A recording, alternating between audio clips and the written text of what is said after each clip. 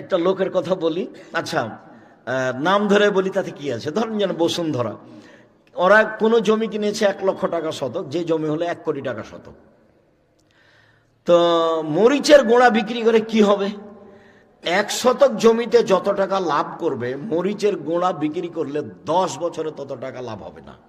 কিন্তু দেখেন আপনি রাস্তাঘাটে লেখা আছে মরিচের গোড়া বসুন্ধরা, আটা বসুন্ধরা, টিস্যু বসুন্ধরা, মানে উপার্জনের সব পথ ঘিরে ধরেছে। ব্যবসা করলে একটু চিন্তা ভাবনা, ঘুমের ঘরে ব্যবসা করতে হবে। ঘুম থেকে আর এত টাকা গেল কোথায়, মানে ওকে খুব ভালোবাসা দিয়ে ব্যবসা করতে হবে, এবং জীবন বাজি রেখে রিস্ক নিয়ে ব্যবসা করতে হবে, এবং সত্য কথায় ব্যবসা করতে হবে। হার জিত পরে। নবী যে কথা বলেছেন, নবীর সাথে আমি জান্নাতে থাকবোই যে কোনো মূল্যে, এই জন্য ব্যবসা করছি। অসহায় মানুষের পাশে দাঁড়াবো এই জন্য ব্যবসা করছি। টাকা দিয়ে জান্নাত কিনে নেবো এই জন্য ব্যবসা করছি।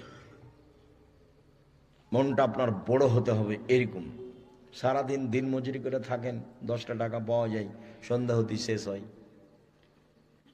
তবে পথ এটা একটা সম্মানিত।